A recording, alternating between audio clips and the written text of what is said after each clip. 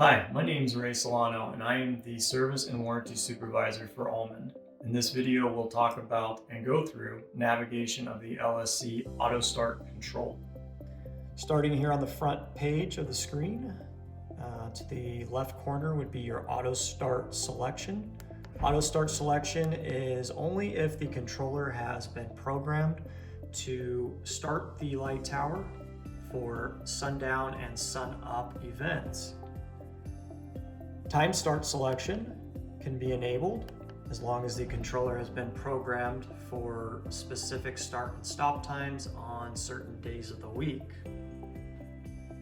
Start icon will enable the operator to start the light tower manually. Your menu icon will take you to multiple features, starting with the automatic control setup. Automatic control setup will take you to timed event setup. And this will enable the user to set specific start and stop times on certain days of the week. Now, for more information regarding this, please visit our LSC video online at almond.com. It will go further in depth with scheduling and setting specific start times.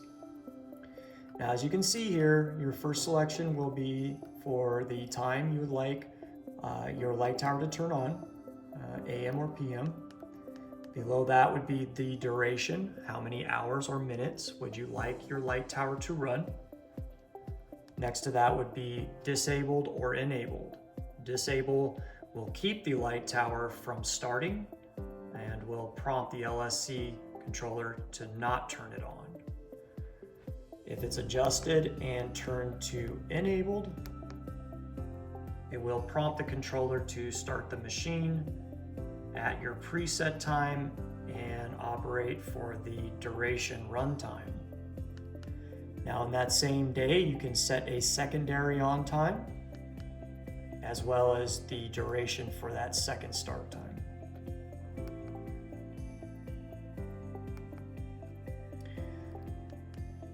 Next would be your block heater setup. Block heater setup will enable the LSC controller to cycle the diesel fire block heater for a specific set time. As you can see, you can enable it or you can disable it. By enabling this feature, the LSC controller will prompt the block heater. The block heater will cycle for the selected amount of time entered before starting the engine. Next would be your sunset control setup. Sunset control setup is used to start the machine 30 minutes, an hour, hour and a half, whatever time you would like, prior to sun setting. The same can be done for the run time after sunrise. You can turn it off before sunrise, or you continue to keep the machine running after sunrise for an allotted time. GPS location setup. This is only for your sundown and sun up events. This will require you to know your longitude and latitude for the area that the light tower is being used in.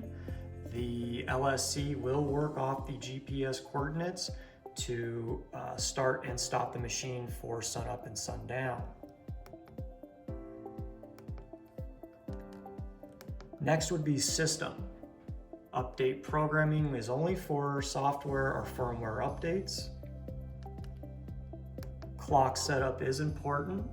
Make sure to set up your clock as well as the date, so month, day, and year. And then your time would be hour, minutes, AM or PM.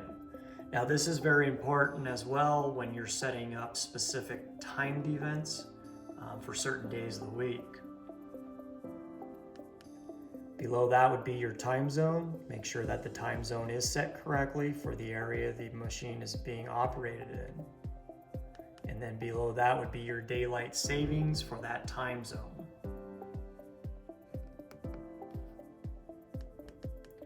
Next would be your system options. System options give you multiple features. You can see here, starting at the top would be your low fuel alarm percentage. You can adjust this to 10% or higher, depending on what you would like the LSC to alarm at when your fuel has gotten to a certain percentage.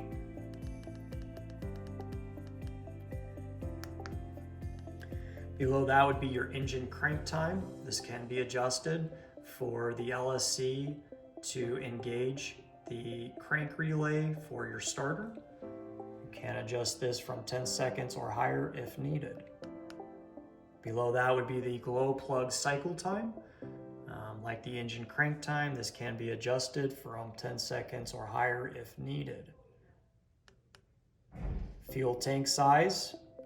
Remember that the Nightlight Pro 2 has 30 gallons and your Maxi Light has a 100-gallon tank. Adjust accordingly. Frequency would be 60 hertz. Glow plug cycle after start, you can enable or disable the feature. Fuel rate. Low fuel engine shutdown. You can enable or disable this feature as well. The low fuel engine shutdown will work together with the low fuel alarm percentage. Once the LSC has alarmed for the pre-selected percentage entered, it will then shut power off to the engine once it hits that percentage. Now, if it's disabled, the engine will not shut off. The LSC will alarm for low fuel, but it will continue to keep the engine on. Lastly would be engine warm-up time.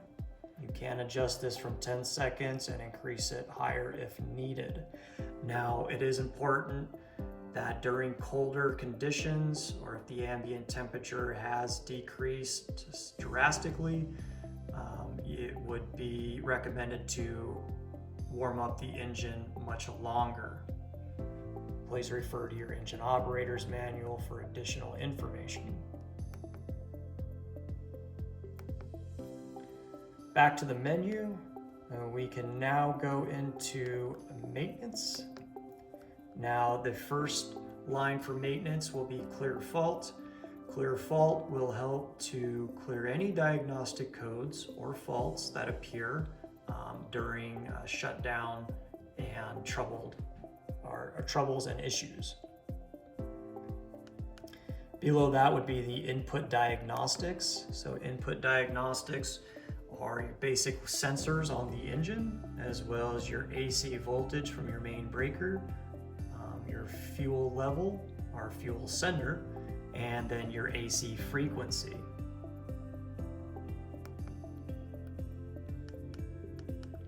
Output diagnostics are, for instance, start relay, glow relay, warning beacon, block heater, fuel solenoid, and then light relays 1 through 3.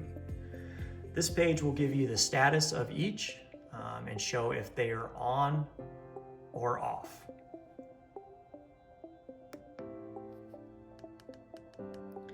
System event log. System event log is very helpful, especially during diagnostics. If the machine has shut down for certain faults, you can go through the history and see what previous faults have occurred and what may be causing the problem.